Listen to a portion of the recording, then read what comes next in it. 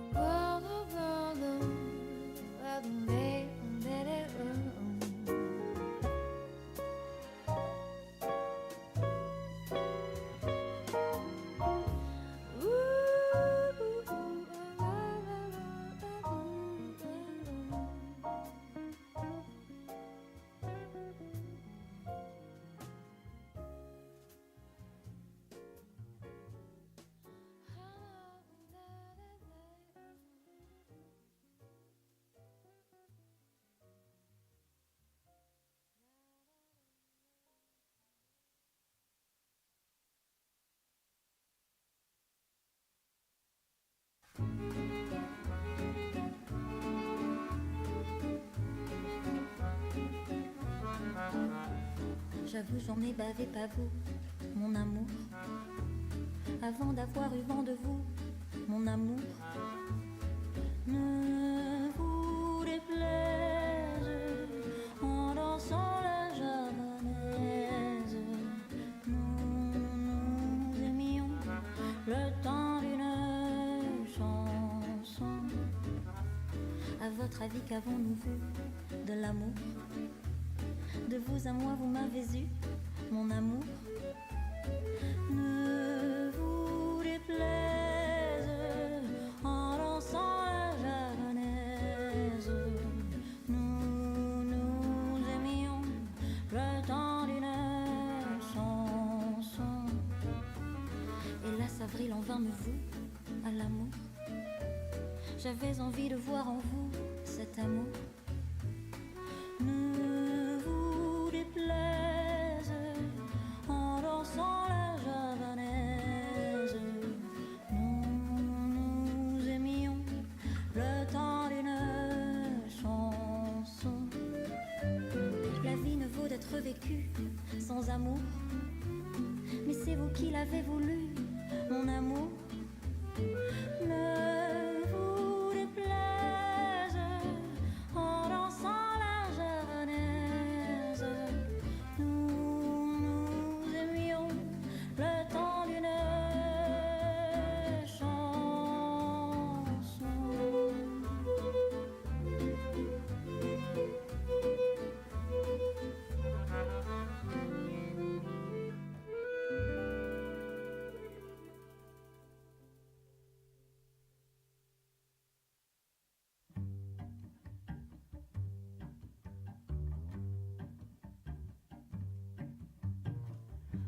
tes cheveux s'étalent comme un soleil d'été et que ton oreiller ressemble au champ de blé, quand l'ombre et la lumière dessinent sur ton corps des montagnes, des forêts et des îles au trésor.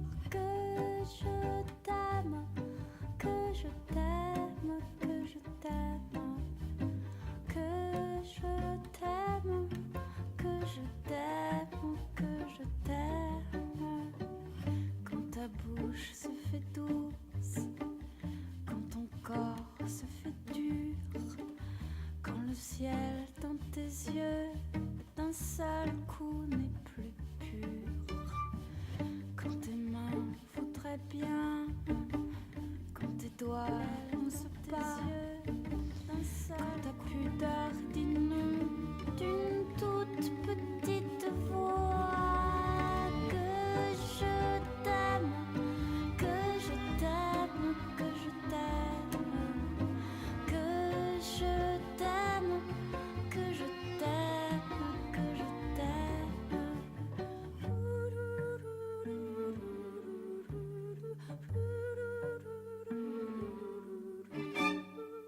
Quand tu ne te sens plus chat et que tu deviens chien et qu'à l'appel du loup tu brises enfin tes liens, quand ton premier soupir se finit dans un cri, quand c'est moi qui dis non, quand c'est toi qui dis oui. Que je t'aime, que je t'aime, que je t'aime, que je t'aime, que je t'aime, que je t'aime. Comme mon corps sur ton corps, lourd comme un cheval mort, ne sait pas, ne sait plus s'il existe encore.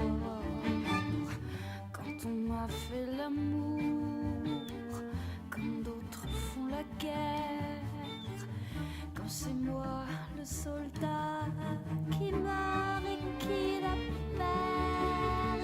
Que je t'aime, que je t'aime, que je t'aime, que je t'aime, que je t'aime, que je t'aime, que je t'aime, que je t'aime, que je t'aime.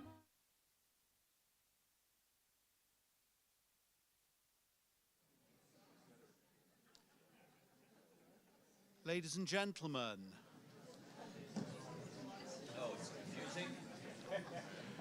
good evening. My name is William Gilinski. I'm the Director of Programming here at JW3.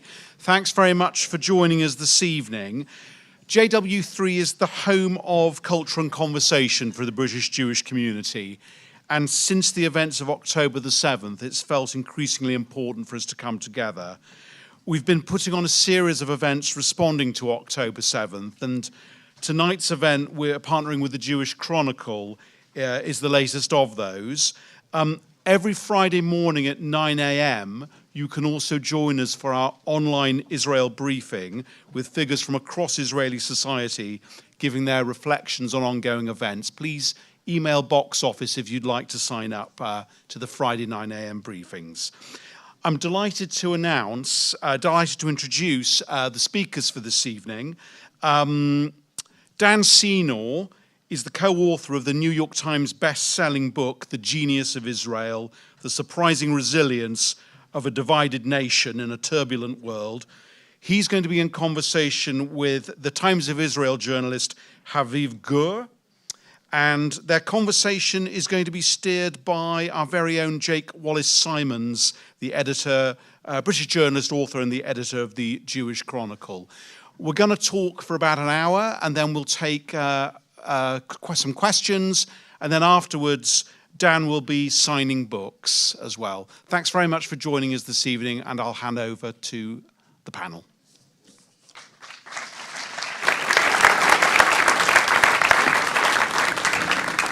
Well, good evening and welcome everybody. Thank you all for coming out this evening to spend some time with us. I've got to say, I was saying earlier actually in the green room that for me personally this is a very weird experience because I listen to these guys on their podcast at least once a week, you guys, and then you have a second one, so twice a week. And now I feel like I'm in the podcast. It's like some strange dream with an audience. Just got to check that I'm still wearing my trousers and it's not some weird dream. So anyway, so thank you all for coming. It's a great privilege to be joined by Dan and Haviv this evening. It's a dream of mine really to hear them talk and be able to ask questions as we go, so it's fantastic. And you can ask questions as well at the end. I'll leave about 20 minutes or so, and you can ask any questions that come up as we go. And afterwards, of course, Dan's going to be signing his brilliant book, The Genius of Israel, which I can heartily recommend. It's an absolutely fantastic and very inspiring read. Particularly in these dark days. So on that note, Dan, if I can start with you. Congratulations on the book. Thank you. So this book, it was written at a strange moment. It came out what was the pub date for it? November 7th.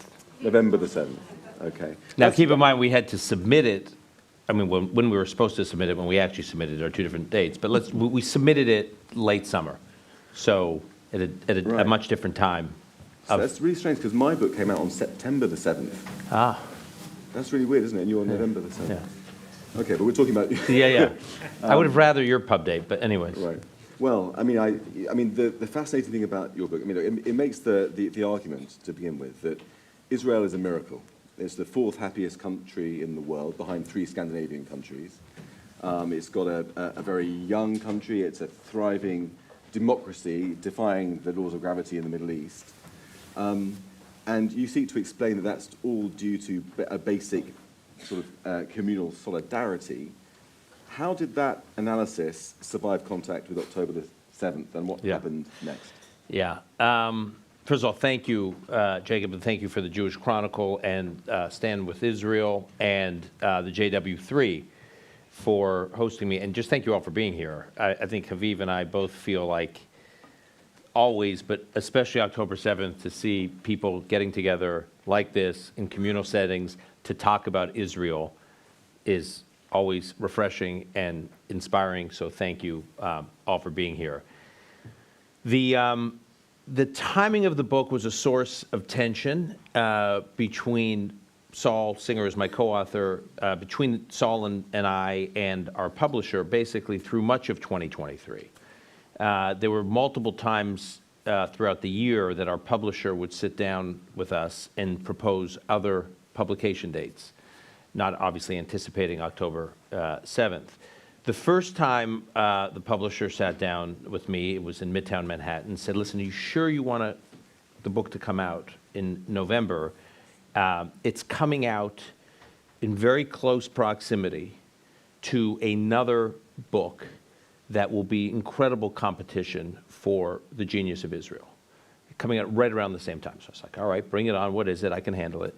Britney Spears' memoir is coming out. This is true. This is true. That's not true. No, it's true. That's true. Both things are true.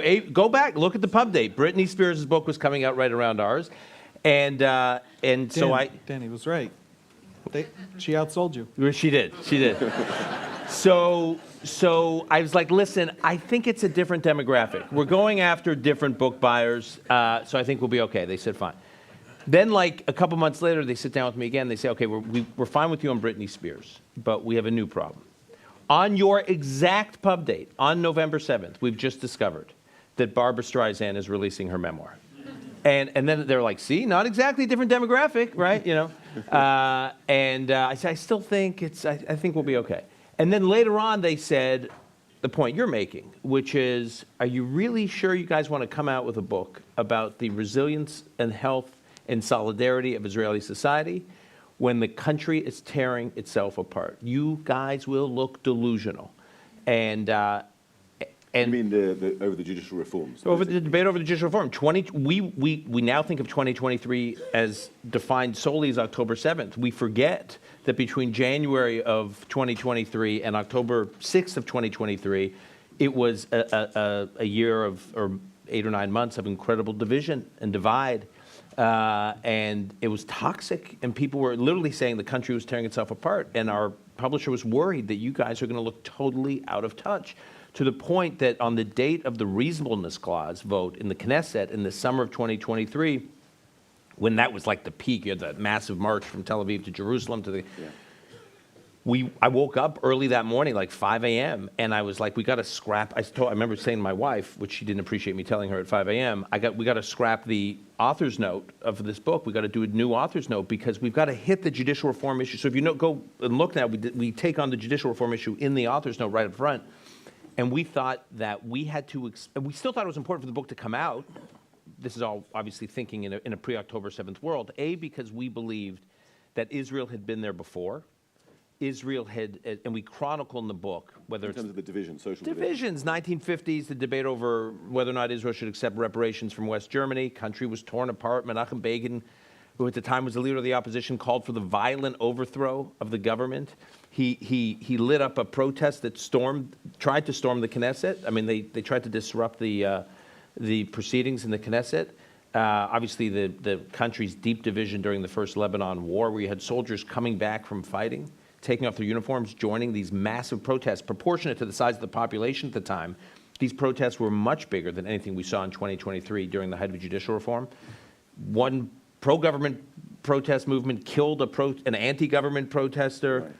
Then you had, obviously, the disengagement from Gaza. The country was deeply divided. And then the worst of it was the assassination of Yitzhak Rabin, where for a period it was though half the country blamed the other half for creating the political climate that allowed that to happen. So we wanted to remind Israelis that, and Saul, as my co-author, lives in Jerusalem, that Israel's been there before.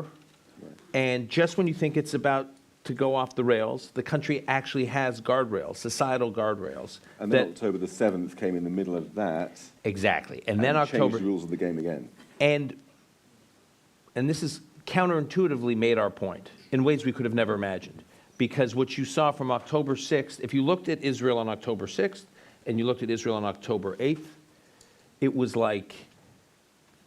in a sense two different worlds. But the October 8th world that we watched was the resilience of a country we were writing about. And I mentioned to you this just now when we were talking backstage. When the New York Times reviewed the book, and we were not expecting a flattering review from the New York Times, but the fact that it was gave us a little bit of respect was considered a huge win for the Jews. But the writer, Ethan Bronner, wrote, he said, look, I'm not sure Israel can bounce back from 2023, looking at how divided the country was over judicial reform and then this enormous setback with the war. He wrote, but if Israel does bounce back, this book will have explained how Israel did it. Because we explain in the book why it is a healthy society. And again, I said we wanted to remind Israelis why that they had been there before. We also wanted Americans. It was almost like a playbook for the West, because if you look at all the social trends in American society, and I think a lot of it applies to the UK, deaths of despair, staggering levels, people dying from alcohol, substance abuse, opioids, suicide, plateauing life expectancy, crashing birth rates. So the world is experiencing a demographic crisis. It's particularly bad in some parts of the world, like in Japan, where we have one stat in the book that always blows my mind, that the market for adult diapers in Japan is now larger than the market for baby diapers. Right. Now, we can all laugh, but many countries in Europe aren't that far behind. Right. And most countries in the West, including the United States, are either hovering around or below the replacement rate, so the rate you need to be above to continue growing. So most countries in the affluent democratic world are aging and shrinking, which we've never experienced. But Israel is... Israel's the opposite. So no deaths of despair in Israel. Life expectancy is higher than certainly everywhere in the Middle East and Europe and the United States. There is, not only is there no demographic crisis, Israel's way above, Israel's the only wealthy democracy that is way above replacement rate right now. Israelis are having lots of children. And by replacement, you mean the population's growing. The population's growing, exactly. You got to be above basically 2.1 children per woman in order to keep your population growing. Israel's population is young and growing. There's an iron law of demography that as countries become wealthier, or as countries become more economically productive, they become less reproductive. There's only one country in the world in our time that has broken that iron law of demography, which is Israel. Israel's gotten very wealthy over the last couple decades, and it's growing, its population growing. There's no loneliness crisis in Israel. There's a serious loneliness crisis here. I mean, I can go metric after metric after metric. Israel is a fundamentally healthy society. So part of our story wound up being to reassure Israelis, but the real impulse for the book was at a time when all these authors, you know, from George Packer to Ezra Klein to Ross Douthat, people on the left, people on the right in the United States are writing about how the United States and the West are in this social doom loop. We were pointing out, well, here's a country that's actually, not only is it doing a little better than all these other countries, it's going the opposite direction. What can you learn from Israel's experience? Right, so before we get into that, I want to bring in Haviv. Does Israel feel like this vibrant, healthy place from the inside, as well as how it seems from the outside? That's quite a pause. In the narrow confines of that question, just on the question of, do you feel that level of social capital in Israel? You've never felt it more. By an order of magnitude. Now that it matters, it's there. It's something that disappears when we convince ourselves it doesn't matter. And then we have enemies that constantly convince us that it does. It feels a little bit like, everything you said, Dan, feels a little bit like before the '67 war, Israelis were convinced that they would not survive the war. They dug mass graves in Tel Aviv. There were the conversation in the Israeli press was a very doom and gloom conversation. But there were military analysts in the general staff of the IDF who told the prime minister at the time, Levi Eshkol, you have the finest Jewish army since King David. Then Levi Eshkol, of course, had this Yiddish sense of humor, so he said, I'm not sure that's much of an army. But nevertheless, that actually this army was a radically different and a radically improved fighting force and actually could defeat the armies around us. And so there were people, if you had read their reports the week before '67, you would have understood what was about to happen in a way that you would not have from reading the general discourse, the general press, even among Israelis. And that's how that book felt to me when I read it. You want to know why it really gets very personal. On my street, in my family, people are taking care of each other in ways that are, astonishing and automatic and not even assumed. And that is throughout Israeli society, incidentally, not limited to Israelis like me. That is emphatically in the ultra-Orthodox community. That is emphatically in the Arab community. That is emphatically among the Druze. Everybody is helping everybody. Can you give me some examples that you've encountered just in your daily life of people pulling together that you've seen and experienced? Raise your hand if you heard our podcast. Okay, so I got to have new stories. It's all right. The old stories. By the way, I wish you did that when we record the podcast, because you can repeat yourself sometimes. Really? Yeah, you should say, Dan, tell me if you've heard, I've done this one. Track 7. All right. My wife says I've been repeating myself for 15 years. Yeah. We went on a weekend to a Druze town up north. There's one family in that town, family in the Arabic language sense, Hamula, a clan of about 7,000 people. Of the 7,000 members of that family, 1,000 are in the war. And there are Druze flags, the colorful flags, all over the town, and Israeli flags at every corner, in every shop window. And because so many of the men of the town are at the war, the economy of the town is collapsing. And so Israelis, Jews from everywhere else in the country, are visiting every little bed and breakfast that anybody happens to want to open in the town. And you meet them, and you meet the Druze community, the people there. They're chatting, they're talking to you.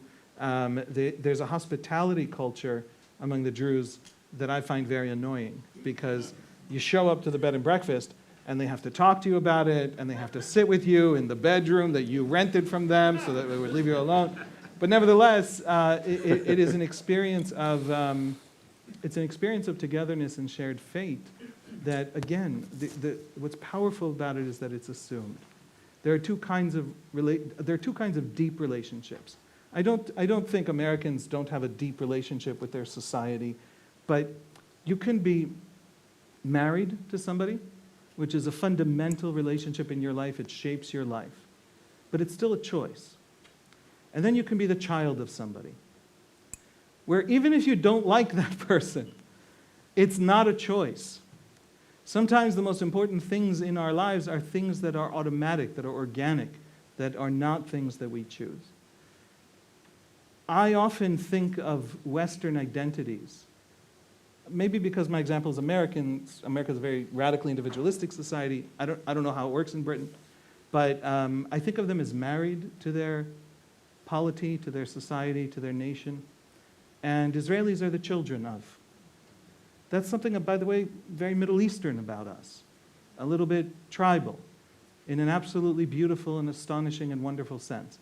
But you feel that difference. You feel that belonging at a scale that's hard to express. I mean, I can tell 100 more stories about our neighbor who took in my sister-in-law when she was 8 months pregnant and just gave her a home for 6 weeks. And then the baby came, and so she found a new person who actually gave her, she lives in an apartment, and her husband has been at the war for 100 days. He actually went in with the 1st Paratrooper Battalion on October 7th itself, and he hasn't come out yet, except for every 3 weeks or so for 3 days. So everyone is going through it. Everyone is helping everybody. I have made so much soup for so many neighbors. About a third of the fathers on my street are in the war. And I aged out of the war about 4 years ago, and I felt very guilty about it ever since. So, you know, we're all in it together in a very profound way. So in a way, the answer to the question is yes, it does feel healthy from the answer inside, is yes. Since October the 7th, yeah. Can I, the late Jonathan Sachs, Rabbi Sachs, who we quote in the book, interviewed Paul Johnson, the historian, Right. who had written, British historian, who had written all these biographies of the histories of different peoples. And he did a history of the Jewish people. And Sachs asks Johnson, you've done the histories of all these people, what's the most distinctive about the Jewish people? And he pauses and he says, and he thinks about it, and he says, almost every society in the world is either highly individualistic or highly collectivist. So Haviv obviously just referenced the United States, highly individualistic. He said, but you rarely find a real hybrid, a real blend. And obviously most of the societies in the East are more communal and collectivist, and most societies in the West are much more individualistic. He says the Jewish people are the only people who I've ever seen able to construct a society that is communal at its core, but still puts a premium on the pursuit of individual excellence. It's not that people in Israel are not as individuals ambitious. You wouldn't have Startup Nation, you wouldn't have the tech scene without that. But the point is, when those tech entrepreneurs build companies, they're not just doing it because they want to get fabulously wealthy, although they would like that too. They are also doing it because there's a sense that they're putting Israel on the map.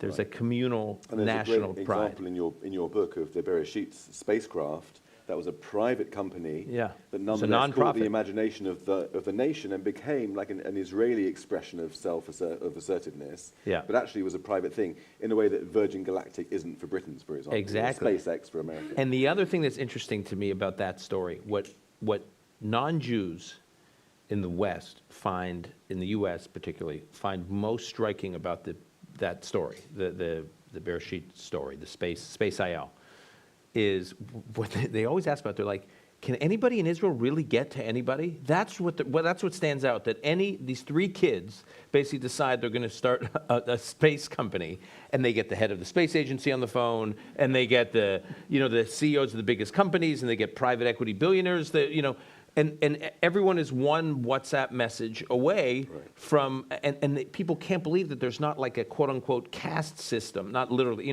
but like in the US, there's like a caste, there's the Silicon Valley caste system, there's the New York caste system, there's the elites of Wall Street, there's a hierarchy. And in Israel, there isn't that much of a hierarchy. I mean, it's a little bit, but anybody can get to anyone. And I think oddly for me, it was a surprise. That's what breaks out for people who aren't familiar with Israel, that these 3 kids overnight build the space program and they access everybody. Right, and they raised $50,000 to begin with to enter Just to get the competition. registration thing Right, in. right. But let's talk about politics. Let's bring this a bit down from Thanks the... for that. Yeah. Very Jewish event. Let's, you know, you guys are too upbeat. You know, let's. Because I was listening to the latest episode of your podcast today on the way here, and you talk about politics, and it's a difficult episode. It's a fractious episode, and it occurred to me that your book describes so beautifully how coherent and impressive and efficient and miraculous Israeli society is, but it feels like on the political side of the society, it has a little bit more of a dysfunctional part, at least in recent years. Can you talk a little bit, let me, Haviv, start with you, about where that comes from, why that is, and what's going on? Why can't Israel be brilliant politically as well as brilliant in every other way? We've got to give other countries something to shine at. Israeli political dysfunction has deep roots and deep causes, some of them shared by other countries. I don't know if you know, you keep cycling through prime ministers. You might want to look into that. How many since 2015? 6? We're talking about Israel here. Yeah, sorry. But Israel has Israel's society is a very fractured society. One of the interesting questions that we never ask ourselves, and because we don't ask them, we assume it's not a question, is where the heck does Israeli democracy even come from in the first place? It's not an obvious question. There's no obvious answer. You know that we're not American Jews with slightly darker tans, right? We don't come from, where do Israelis come from? Where do Israeli Jews come from? They come from Tsarist Russia. They come from, places in Eastern Europe that were not democratic. Jews rarely leave democracies. They come from the Yemen and Egypt and Syria and Iraq and Morocco. Israeli Jews had never experienced democracy. The vast majority, 95% of them, had never experienced democracy until the first time they ever voted, which was as Israelis. So how come we're democratic from the beginning? We never sat down and wrote a constitution. If you go through the founding thinkers of Israel, you get these little compendiums of Zionist thinkers, and none of them talked about democracy. You're not going to find in Hess, everybody points to the 2 paragraphs in Jabotinsky where he kind of likes American democracy. Great. But where's the Philadelphia Convention? Where's the 800 years of constitutional development from the Magna Carta? Where's the German constitution, continental tradition? Any origin to Israeli democracy, intellectual origin, it just doesn't exist. We were a bunch of non-democratic people who had never experienced democracy, who arrived as penniless refugees, and boom, instantly, automatically, it's obvious to everybody, obviously we're a democracy. And you've had all kinds of weird Jewish explanations. You know how Jews explain to themselves things sometimes? So like there are these rabbis who say, well, the rabbinic tradition is very democratic because the Talmud includes all the positions in an argument. Okay, maybe, I don't know, maybe. Maybe Jews cannot not be Democrats culturally, maybe, probably not. I think that the origins of Israeli democracy are rooted in a fractured society, in a society that is profoundly divided into tribes that don't live together, tribes that don't learn together, our kids learn in different school systems. And because we're these fractured tribes, none of the tribes ever have been a majority. And so Israeli democracy at its heart is a kind of tenuous standoff between these fractured tribes. And you know how we vote, right? We have a proportional representation national party list system. What does that mean? That means that you don't vote for your member of parliament. You vote for a party list. So the members of parliament themselves aren't actually answerable to the voters. They're usually answerable to their party leader, which is a source of tremendous dysfunction in our system. But why do Israelis think that an election, the best way to run elections is to vote by these national party lists? Why do we not have constituencies? And the simple answer is because when Israelis go to vote, they vote that tribe, that cultural, that religious, that ethnic, that political tribe. That is the source of our democracy. And it's, by the way, I'm sorry to, you know to stop me when this gets I too... know, okay. but he's moderating. He's I'm not moderating, moderating. okay. I know. I just wanna say- I didn't want to interrupt. I want to do something very Israeli, which is to tell the British about Britain. Francis Fukuyama has this wonderful little bit in The Origins of Political Order where he talks about the Magna Carta, and he says, nothing about the Magna Carta makes sense. What in the Magna Carta started even before, you guys know that you are a liberal democracy pretending to be a theocratic dictatorship, right? We in the Middle East have a lot of dictatorships that pretend to be democracies and have fake elections. But you actually have real elections and then pretend that you have a dictator.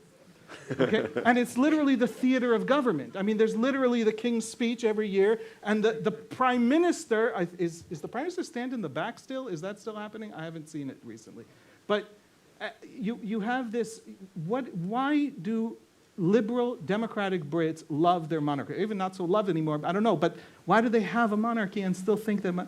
And Fukuyama's answer is, when you go back to 1215 to the Magna Carta, what's actually happening at the Magna Carta is a moment of standoff, of profound standoff. The king is simply the Lord of London. And because the king is the Lord of London, the king is always wealthy and has a larger population from which to draft an army.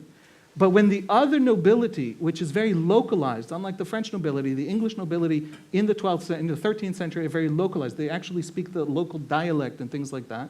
They can always call on the loyalty of their subjects where they live. And if they unite, they can face down the king in London, who is the Lord in London. There are deep social realities to this standoff at the Magna Carta. And says Fukuyama, why didn't they cut off King John's head? They defeated him in battle. Why did they make him sign a document? Why did they begin to build out rights and a relationship between nobility and parliament? And he says, because what would have happened if you'd actually cut off the king's head? London would still have been London, and so it would still have had a lord, and that lord would have been a king, a new king. Right? You would not have solved the fundamental problem. Democracy begins, as we know democracy today, which is you guys. Democracy begins in a social standoff between two political forces that is literally at sword point at the beginning, and nobody knows how to win, and therefore they begin over 800 years to build institutions inside this standoff. And in Israel? And that's Israeli democracy. Israeli democracy is primordial. Israeli democracy is a democracy of a bunch of different tribes who had never experienced democracy, show up in a place where they have to live together because they're all refugees, massively threatened from the outside. They must work together. They're deeply different from each other, don't like and don't trust each other, and so there's this standoff. There's the centrifugal forces and the centripetal forces pulling us apart, pushing us together, and we slowly build out these institutions that are common law institutions, essentially. Our democracy works because we kind of agree on how it works. And so it's in one sense surprisingly resilient, surprisingly strong. In another sense, it's kind of weird that it still exists. It's kind of weird that Israeli democracy has survived to this day. And funny enough, and in your book you talk about this and about the tension I'll come back to the rest of it. Yes. between the Reuven Rivlin's 4 tribes, and why having that tension actually works, because everybody has enough of a win to be okay, but not too much of a win to dominate the other groups. So that is true, that no one actually ever wins. Right. So the Haredim are always fighting for more, but they never get everything they want. The secular Israel is always, thinking that the Haredim are maximalists, so they can just keep them at bay. They're sort of winning, but not winning enough. And so we can go through each of these communities, but they're all sort of, just shy of winning in their minds. And if they can only just do a little more, and that creates this tension. I would say the other thing, though, the country has created national institutions at formative years of Israelis' lives that, for most of them, albeit not all of them, but for most of them, no matter where they come from. So Haviv just described all these. You can be a Yemenite Jew and a Jew from Russia, and then you can be an immigrant to Israel from the United States, all walks of life. Take national military service, right? So one of the most moving things I see every Friday afternoon, so it's now Shabbat in Israel, you see people starting to post on Instagram the scenes from Israelis fighting in Gaza, celebrating Shabbat. So in the hull of a tank, you will see clearly a very traditional Jew, probably the child of a national religious family, sitting next to someone who looks very, shall we say, not religious, earring, tattooed, whatever, very secular. You see people who come from affluent families, sons of very successful tech entrepreneurs, and people who come from, the struggling towns in the periphery. You see people from all walks of life in that hull of a tank, and they're singing Shalom Aleichem together. And they're doing the Kiddush together. And I think what the military, in Starved Nation, we wrote about how the military gave these young Israelis these extraordinary skills at a young age, leadership skills, management skills, learning how to improvise, skills that 18, 19, 20 are much better skills than they will get at the best universities anywhere in the Western world. And then it's not surprising that many of them leave their army units and they go build these companies or they go join these companies. What we missed in Startup Nation, which we read about in this book, is, yes, it does all those things, the army, but it also makes it harder and harder for Israelis to see one another as the other. So just when the politics gets hot, because they're in these different tribes, as Haviv describes, there are these institutions, and it's not just the army. I'm focused on the army now because it's illustrative, but I can focus on others, that Israelis, just when things are really tense, they still really have to deal with each other. I mean, Mika Goodman, who I quote extensively in the book, after Trump was elected in 2016, he was at some academic conference in the US, I think it was at Harvard, and it was like a political science conference, and he was with a bunch of his colleagues from Harvard or from the Ivy League political science world. And they were talking about the Trump election, and they were saying, I met a Trump voter, and let me tell you what he said. And they were talking about this species, oh, by the way, over 70 million of whom voted for Trump, little fact. This species is always like a lab experiment. And he said, wait a minute, these people have no interaction with this huge swath of the country. He says, I have Miluim, I spend time with my army unit, the people I served with. They're from all walks of life. I think they're crazy on politics. They think I'm crazy on politics. We couldn't agree. But we have relationships, and the army brought us together. We're in each other's lives. I will never be able to demonize them or caricaturize them or view them as the other. I think that's important. And the other thing that I think is extremely important is at almost every stage of a young Israeli's life, from the Scouts movement all the way through the army, I would even argue for the ultra-Orthodox in the yeshivas, in the Haredi community, your success depends a lot on your ability to work with others. And that's what's rewarded. You are incentivized to work with others. In the United States, and I think the same for the UK, but especially the United States, the great sorting system is the university application and admissions process. Who gets in, right? And if you look at what it takes to get into an elite college these days, it's about you. It's about your standardized test scores. It's about your grade point average. It's about the essays you wrote. You. If you look at the incentive system in Israel, your ability to advance depends on your ability to work in a team, a group, and a community. You can be a phenomenal talent, and you could want to get into the best. You can want to get into 8200 in the IDF. You want to be an Air Force pilot. You want to get in all these units. If you can't work in a team, it doesn't matter how talented you are. You're not going to make it. And so I just think everything Haviv is saying is true that makes its politics complicated. And yet, what we talk about in the book are these societal shock absorbers that, as divided and quirky and dysfunctional and lacking in democratic roots that the country exists on, there are these other factors that keep the place together. Can I try and wrap that up in a little pink ribbon? Yeah, do that. And then we'll talk about the two Because that was exactly I think, the right direction. If you understand Israeli society writ large as a push and pull, as the things tearing us apart are differences and the things holding us together, one of the most profound elements of the Israeli ethos, of Israeli shared civic religion, in as much as we have one, is the taboo of Jews killing other Jews. So there are moments of trauma in Israeli history. Israeli high schoolers learn more about the moments when Jews killed other Jews, probably than about the major wars. Why are these moments traumatic? Because of the refugee experience, because of the sense that we're a country that is threatened. And so we are pulled together constantly. The Rabin assassination, then 1983, Emil Greentzweig, when a right-wing protester killed a left-wing protester. These are things high schoolers know better than they know the 56 war, I promise you. And the 56 war felt existential in 1956. There are these pulling apart factors and pushing apart factors. October 7th was, and we're constantly flipping between them. Netanyahu's politics that many of his opponents experience as toxic, what those politics are, and it's true since Begin. Begin built an alliance with Mizrahi and Ashkenazi conservatives against the sort of socialist Ashkenazi elites. And Netanyahu doubles down on that kind of divisive politics because it helps him politically. And then the danger kicks in, and then we all, again, circle the wagons and are together. It's fundamental to our democracy, to how we function, to our institutions, to just about everything that we are. It's the same dynamic, that same swing that is so much of our dysfunction is also our immense strength. And so it gets very complicated when you try and actually, cut open this Israeli society thing and try to figure out how it works.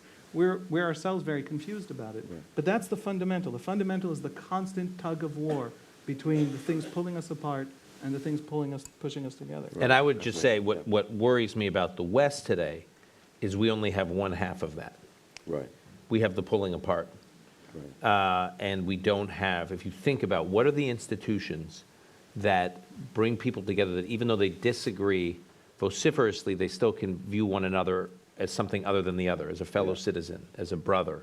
And what are the institutions? What are the rituals? I mean, in the book, we really look at rituals in the United States. It's so depressing to think the lack of national rituals. You look at the Hebrew calendar that undergirds Israeli life. It's ritual after ritual after ritual that most of the country, regardless of their level of religious observance, participates in. Right, and as a result, the West doesn't have the miracles that Israel has in terms of all of the stats that you previously quoted. I mean, one thing that really came across to me from your book was about the Haredim and how they are amongst the poorest in society. And elsewhere in the world, when you have a very poor segment of society, you have drug addiction, you have high crime, you have family breakdown, you have shrinking obesity, demography, and yet low levels of happiness. The Haredim are among the happiest in the world. The Haredim are the opposite in that they're law-abiding. There's no addiction and all the rest of it. So extraordinary. There's some. I mean, there's also some. Right. They also don't report as much as others report, but they report the highest levels of happiness of any Israeli group. Right. Yeah, there was the New York Times did this very aggressive, I think, investigation of the Haredi school system in New York State. Right, I don't know if you saw it. Yeah, I did. Yeah. And we can. I don't want to get into a debate about the findings of the article, but what was interesting to me is what the article did not reflect upon at all is even people in these communities in New York, with all the limitations and problems in the education system, are among the happiest. And they are building big families, growing big families, and they're young, and they are living on family, communal, and national rituals, and they are, and they're happy. And so compare that to the secular public school system in the United States. It's not producing those results. So the message everybody here is become Haredi and move to Islam. So, the message to people here is know the people you care about, be part of a community, of a collective, be part of people who you can fall back on, who you can depend on when there's an emergency. And if you don't, know that you are lonely and need that. This is neurological, folks. We are human. Humans need this, and we can't live these modern lives without it. We have an epidemic among children who are growing up on Instagram and TikTok, and there's an epidemic of things you wouldn't expect. Not porn addiction. The epidemic is loneliness because their entire world is mediated through TikTok and Instagram. That's the thing that's actually hurting us. While conservatives worry about porn and liberals worry about not limiting the actual problem is desperate loneliness among children. Sorry, I don't mean to. We don't need to keep cutting you off. See, this is what happens when you. I disagree. We're mean to be cutting. No. Yeah. In March of 23, I think it was March. Yeah, a study came out from the CDC, the Centers for Disease Control in the United States, that reported on teen depression, teen loneliness, what Haviv was alluding to. But I heard a term for the first time then that I never thought I would hear. It's that the United States has an epidemic of teen suicide, that we have staggering levels of teens taking their lives or trying to take their lives. We went and looked for any evidence of this in Israel. I don't want to say zero, but it's statistically insignificant. So, and then we start to look at most of the Western affluent world.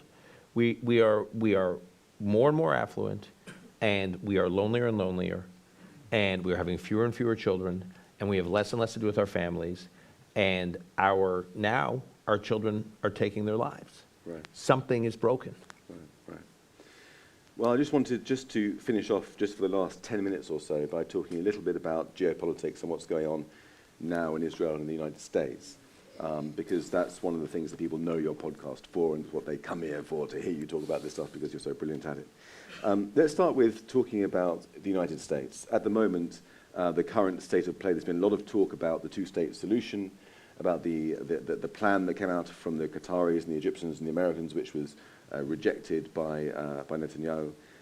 First of all, Dan, what do you make of the American Biden administration's performance so far in the war, and where do you think it's heading from this point on? So I think that the Biden administration deserves very high marks for how they have responded to the Hamas massacre, specifically as it relates to the war between Israel and Hamas. And the reason I want to put a kind of narrow band on that, I want to come back to something else. But on that particular conflict, if you would have told me that on October 6th, if you had told me within 24 hours Hamas is going to wage a war against Israel, and within days, and obviously not any war, this incredibly barbaric, unprecedented war, and within days, not only will the President of the United States give a moving public statement on the weekend of the attack, but that the commander-in-chief of the most important military in the world, would get on Air Force One and fly to the theater, to the war theater, fly to Israel, and not just hold a press conference with the prime minister of the country, but hold meetings with the war council, like making it clear which side he's on, and meeting with victims and hostage families, and also giving a moving speech from there. And then the substance comes, right, which is deploying extraordinary military assets to the region, moving to try to get, still chugging along, trying to get a massive $14+ billion assistance package to Israel. But even as that gets bogged down in congressional politics, he's still doing these workarounds to get these munitions sent to Israel, and the White House is wiring things to move munitions there. And if you look at the statements from John Kirby, who's the National Security Council spokesman for the White House, if you look at some of the statements from Matt Miller, who's the spokesman for the State Department, if you even look at some of the statements from Blinken and Sullivan, I mean, they basically say all very positive things on balance, meaning you want the war to end, you want a ceasefire? Hamas should turn itself over to the Israelis, release all the hostages, and stop fighting. And that there was a ceasefire on October 6th. I mean, they say all the things we'd want them to say. I just want to interrupt you just for a moment, because the one statement that stood out from all of the American statements so far was President Biden saying that Israel was doing indiscriminate bombing. Yeah. That really stood out as being different to the narrative. So I cannot say that Biden from time to time doesn't slip off script. Right. Okay? And that's just I would say that's a problem that's not unique to Israel. Maybe even Biden didn't know what he meant by it. Right. So, but I would just say if you look at the policy of the administration, they make it clear whose side they're on. I mean, just big picture. There's huge pressure on Biden from the progressive wing of his party, and he has basically blown them off, worse than blowing them off from their perspective. They're like an irritant to them, and the more they agitate, the more he kind of, he kind of pushes back. And here we are, over 100 days in. Now, it's not to say there aren't tensions between Netanyahu and Biden. Of course there are. It's not to say that Israel isn't doing certain things that the United States government wishes they wouldn't. Of course. The point is, by and large, these issues are hashed out behind closed doors, the way friends disagree. I'm grading Biden on a curve, so maybe that's my mistake, but I'm comparing him to, I sometimes, I kind of think, oh my gosh, could you imagine if Obama were president during this, right? Who had this ideological worldview that made him so skeptical of everything Israel did. And I can't imagine what Obama would be saying, not just privately, but publicly during this moment. Biden, by and large, there are frustrations. Friends disagree. They get frustrated with each other. They're doing it behind closed doors. We're over 100 days into this. I mean, the second Lebanon war, Israel had, what, 32 days? Yeah. You look at 2014, which was a serious war when Obama was president. I don't know how many days, 40 days? Something like that. Yeah, we're over 100 days into it. And from this point on, do you see it continuing in this way, or do you see that it's beginning to So now, I 2 points. Everything I said does not apply to how I evaluate the administration's approach to Iran, which Right. I feel is not an A? not an A. It's worse than like having a bad policy. It's like no policy. There's like no policy. I honestly don't understand their strategy with Iran, other than they just want to keep a lid on things, and they want to keep temperatures lower throughout 2024 because they don't want a big regional war. The reality is, in the Obama years, there was a strategic shift in foreign policy as it relates to Iran. And that there was this view in the Obama White House that they can kind of bring Iran into the community of nations and get it to behave like a responsible actor. And that was, I would say that was the single most important foreign policy priority of the Obama administration, and it was a total failure. And we know that it was a total failure now. We have plenty of data points, not just what's happening with the Houthis and the Reds. I mean, there's just plenty of data points. Many of the people who staffed President Obama are populating this foreign policy team. There has not been, I don't believe, a reckoning inside their world to deal with what it means that this policy with Iran that became the anchor for everything we were doing, particularly in the second Obama term. And that was, and Biden was committed to continuing that, and it's been a total failure. And so that's where my criticism is of what happens going forward.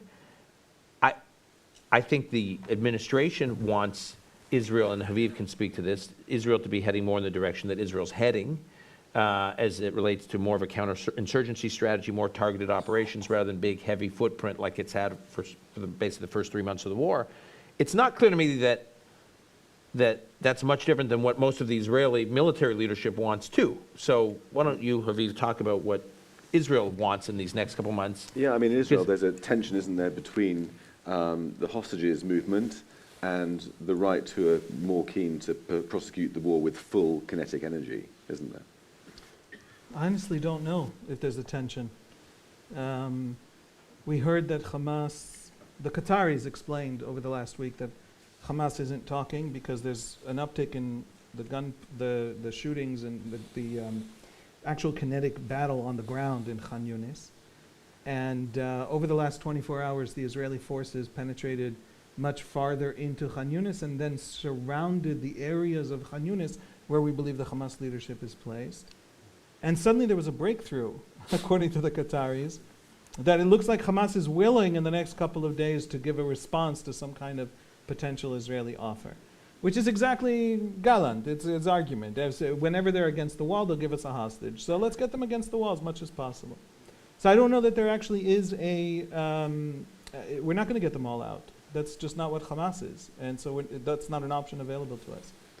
My confusion about the American administration, though, is I think shared by Israelis. We sometimes see from the Biden administration extraordinary levels of competence.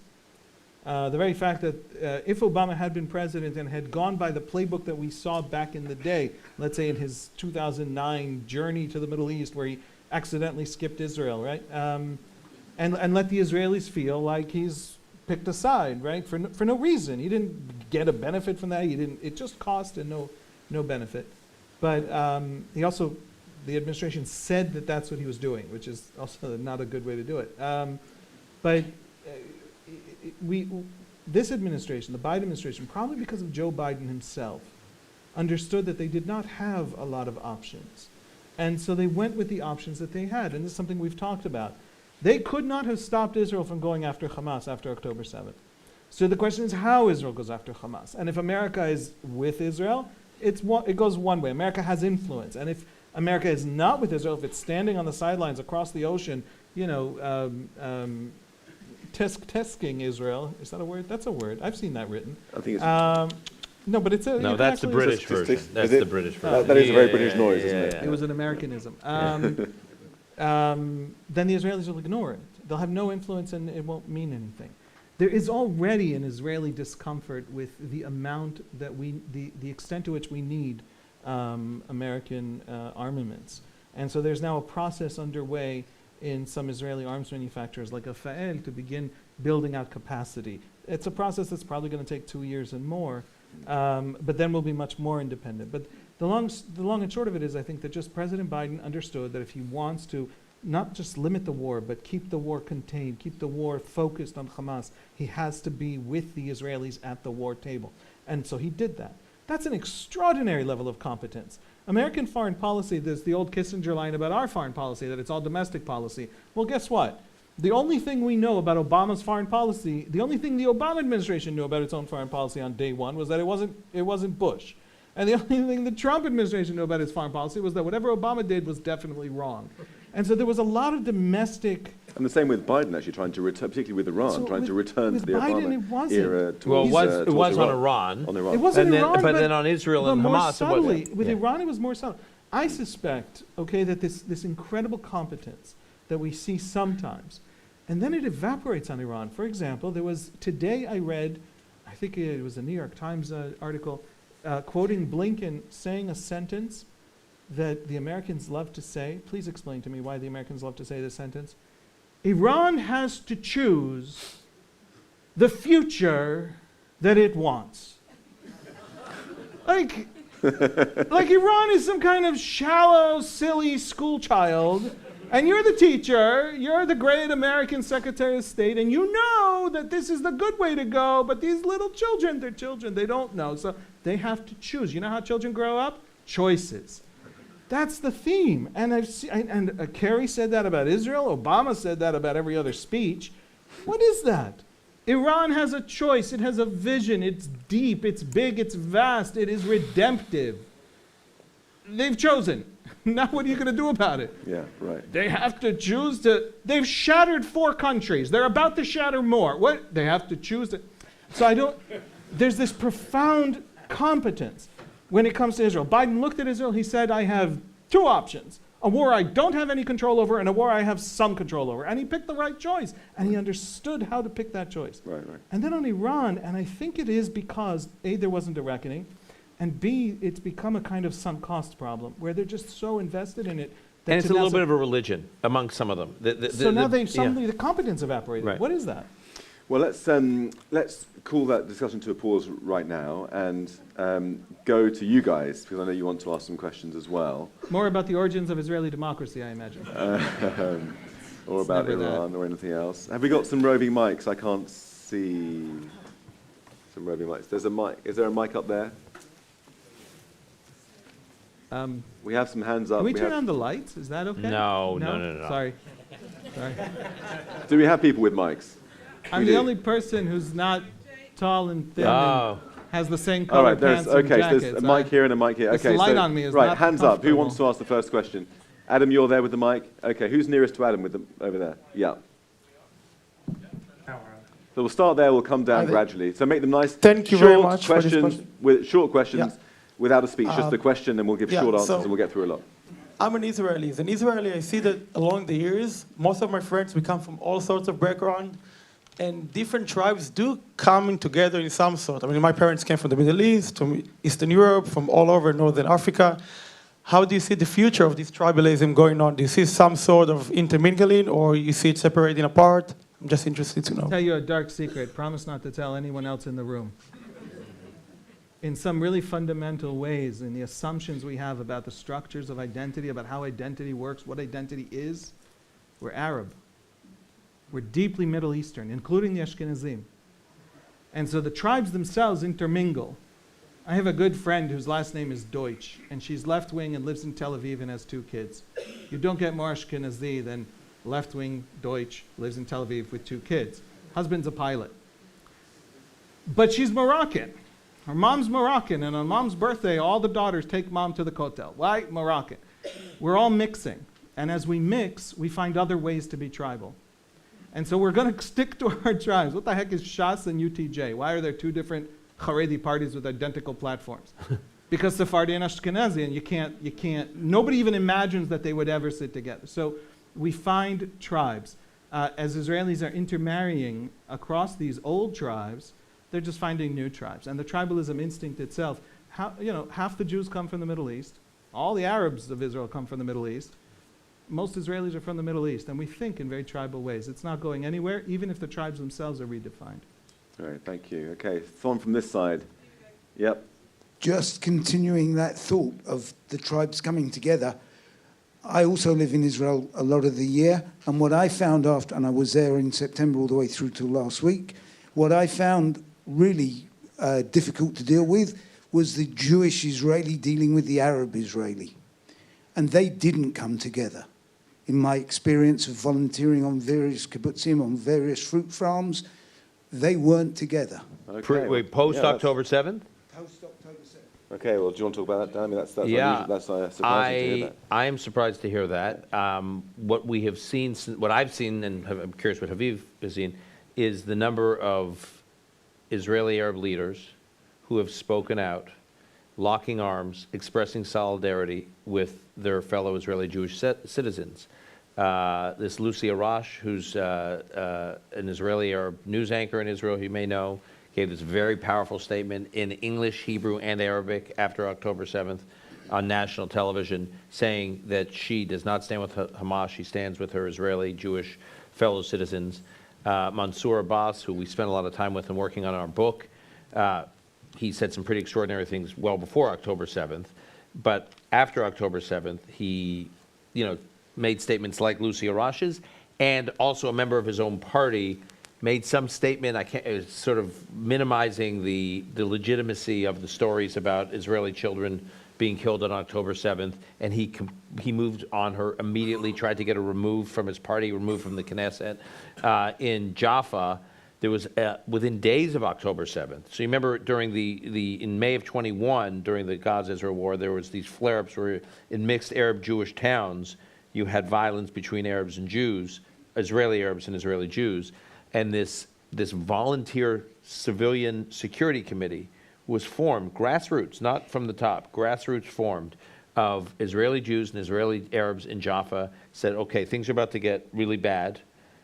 Obviously this is post-October 7th. Let's make sure May 21 doesn't happen again. Let's form a committee populated by Arabs and Jews. And they have, within 24 hours, they had a Zoom meeting, and something like thousands of people had shown up on the Zoom meeting, Arabs and Jews from this town, and they all agreed if either of their communities are the victims of violence, they all come together to tamp it down. I go on and on and on with these examples. Obviously, Haviv has... And the polls bear it out as well. The Israel Democracy Institute has a poll that shows that Israeli Arabs have never felt a higher level of sense of solidarity with the country in recent times. And in fact, on the nation-state law, which was passed in 2018, which was very controversial and was it was very offensive to many Israeli Arabs. For the first time, you saw serious numbers of Israeli Jews saying we should reconsider the nation-state law because they recognized that it was antagonistic of the Israeli Arab population, and they were so moved by how the Israeli Arab population had been stepping up. Now, I don't want to sound Pollyannish. Life is unpredictable. Life is doubly, triply unpredictable in Israel. Things can change. Tensions can flare. But my gosh, if you would have told me after October 7th that this is what we'd be seeing from the Israeli Arab community, especially after what we saw in May of 21, I wouldn't have believed it. I want to just one thing to add to that. It's absolutely true, but the tension is profound. There is an Israeli Arab fear of what the Jews will do after October 7 because of October 7 as they unite, and fear of their own position. And we poll that fear. There is a desire to be Israeli that is at record numbers. There is also a majority of IDI, one of the things that they polled was Mansour Abbas's statement, October 7 does not represent our culture, it does not represent Palestinians, it does not represent Islam. Most Jews disagree with him. They think that is actually something profound in the culture on the other side. Most Israeli Arabs disagree. And so there's a distancing from that. But there's also a tension with the Jews. Jews were very, very nervous about this war that's suddenly beginning, October 7th suddenly beginning. Our last experience in May 2021 was massive pro-Hamas violence instigated by pro-Hamas imams in places like Jaffa and Lod. It wasn't the entirety of Arab Israeli society, it was a minority. It was a minority that actively supports Hamas in the polls. And so we are sitting watching ourselves to see, watching each other to see if the violence is ahead of us, but also telling every pollster who is asking that we're closer than ever. So those are it's a complicated story. Wow, fascinating. Okay, somebody a bit further down on this side. Adam. Someone there? Right. There was a thought that the timing of the Hamas attack was linked to the Saudi, or the potential of a Saudi normalization deal with Israel. To what extent do you think that's true, and to what extent do you think that process will pick up at some point in the future, and I guess at what cost to Israel? I have no idea how long the October 7 attack was in the works. I've heard varying estimates. We will know at some point. Some people feel they know with certainty. I'm skeptical of all the certainty. We'll learn a lot over the next few years.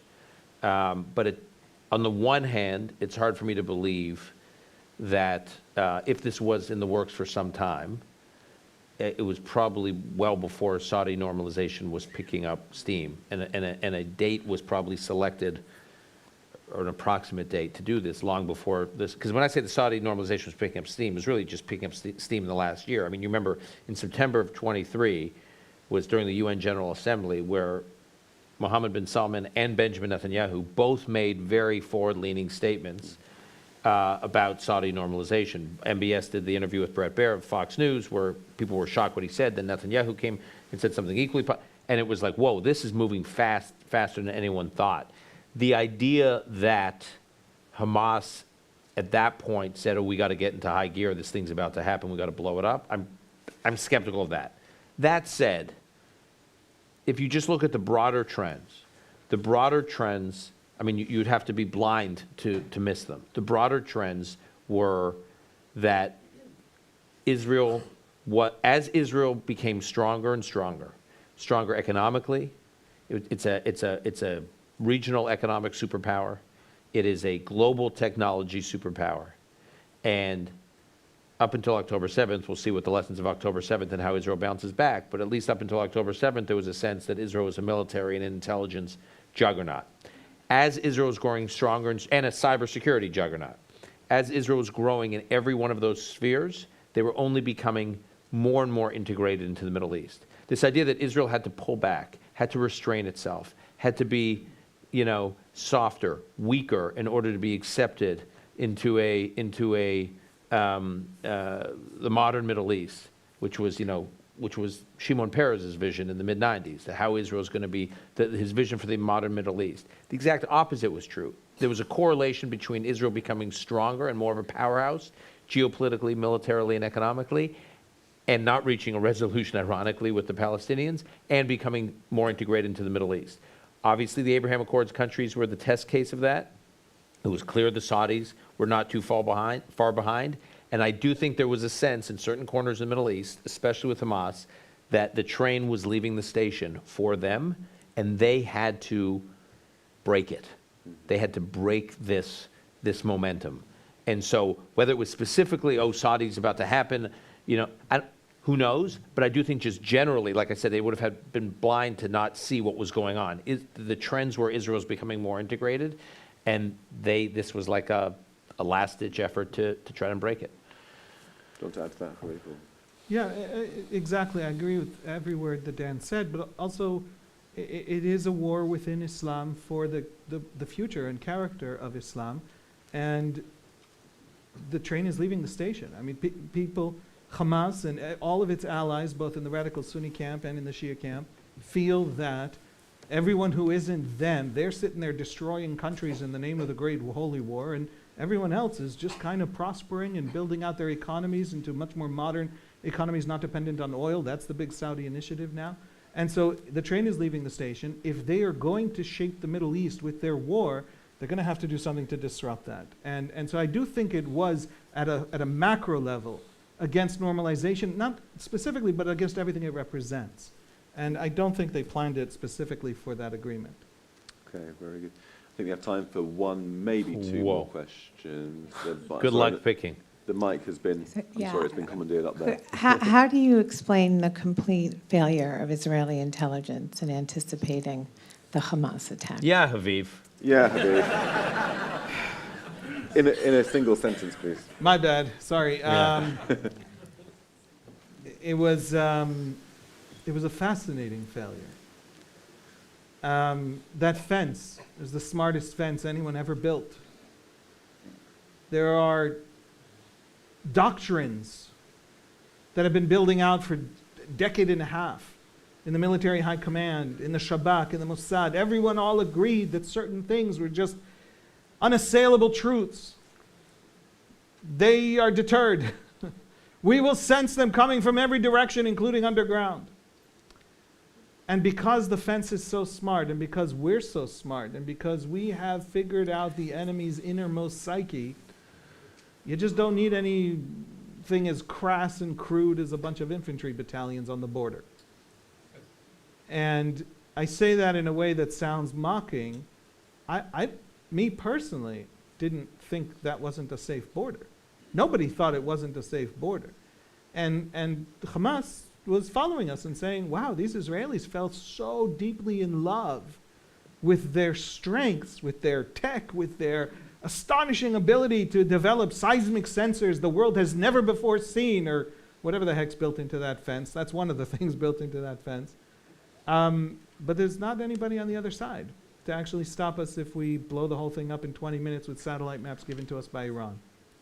Hamas, in a sense, is a unique enemy for two reasons. It's a unique enemy because it combines, as we talked about on the podcast repeatedly, apologies, it's a hybrid of a guerrilla force and a government. And so it has these two capabilities that can wreak destruction on Gaza and can build under Gaza in ways no guerrilla force ever has in the past. And that shapes the war now, and it shapes the destruction we've seen in Gaza. But it's also, in that sense, unique because it's a guerrilla force with an empire behind it, with an empire actively on the march behind it. The Nukhba force that crossed that border, that wasn't Hamas. It was Hamas, but it wasn't an indigenous capacity of Hamas. That was Iran. Iran literally trained these people. Iran gave them their satellite images. Iran helped them track for 10 years the installation of the various parts of the fence and intelligence apparatus. And Iranian planners, professional strategic planners sitting in Tehran, figured out the one thing the Israelis weren't seeing. I just want to say one last sentence. It's okay. It's okay that we had a lacuna and the enemy saw it. That is what enemies are. And that is what lacunae are. You can never map out everything the enemy will ever see. The enemy will surprise you. The sad thing is that enemy is attempting to destroy us while actively destroying their own side. That's the sad part, that once in a while they'll surprise you and it'll be painful. That's just what enemies are. So we don't need to live in that. By the way, we're going to haul these people over the coals, every last one of them, all the way to the top, even if he doesn't think so. But we don't have to live in that moment. That happens, and it's happened to us, and it'll happen to us again in 30 years. Well, maybe, Dan, we've only got a couple of minutes left. Could you just give us a note of optimism to buoy people But up? it's going to be okay. No. Look, we've talked about the resilience of Israeli society, which, as we talked about at the beginning, I'm as bullish on as I ever was, even though there's political dysfunction. The United States, one analyst we quote says the United States has strong institutions but a weak society. Israel has weak institutions but a strong society, and I think that is true, and I think that'll carry Israel through the foreseeable future. The big question to me after October 7th was what this question was about, which is what happens to Israel's integration into the modern Middle East? What happens with Saudi normalization? What happens to the Abraham Accords? And I said at the time, and I believe still today, that if Israel responds strongly and effectively and decisively, all of that will be okay.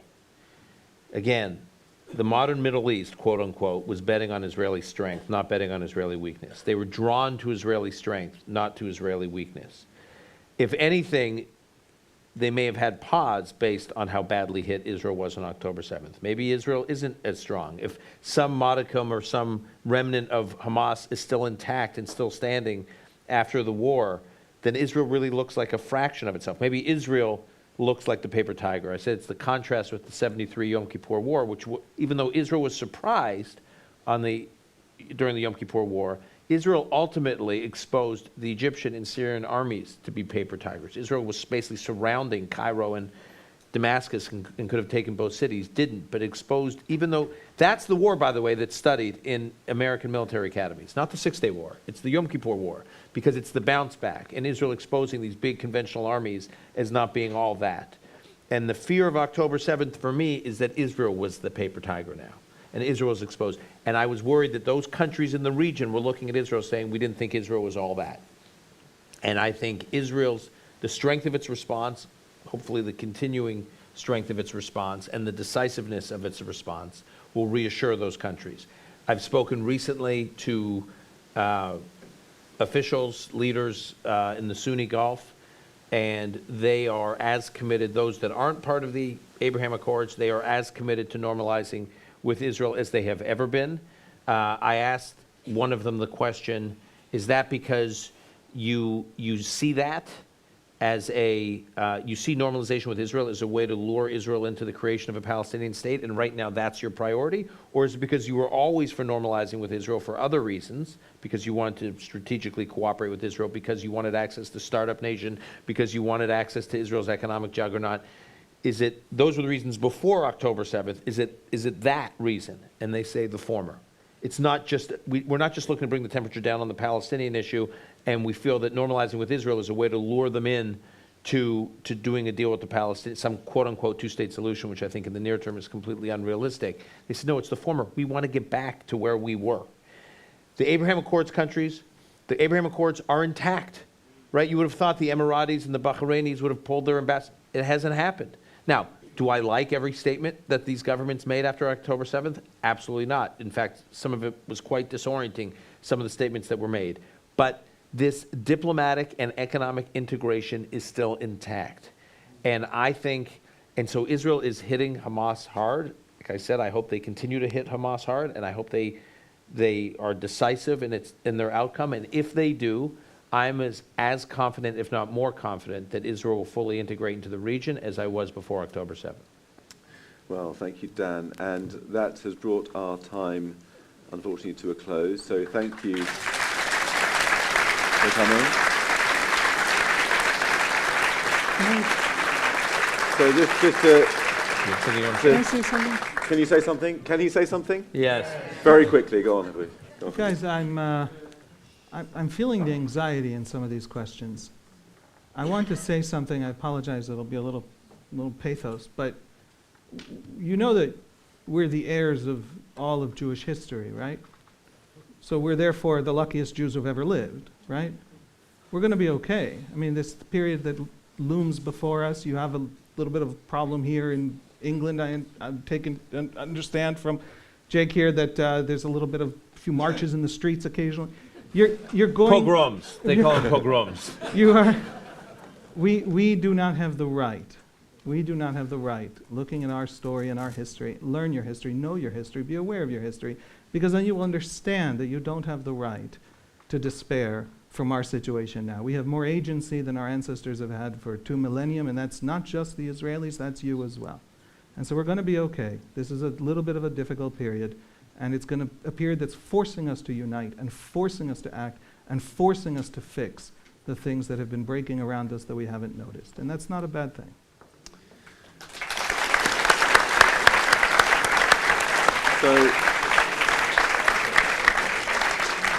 So thank you all for coming. Thank you to JW3 for hosting. Thank you to the JC team, many of whom are here, for putting this on.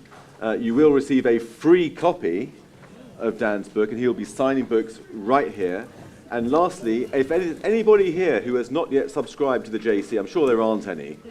Raise your hand if you haven't. But if there are, go home and do it immediately. Thank you all very much, and thank you, Stan.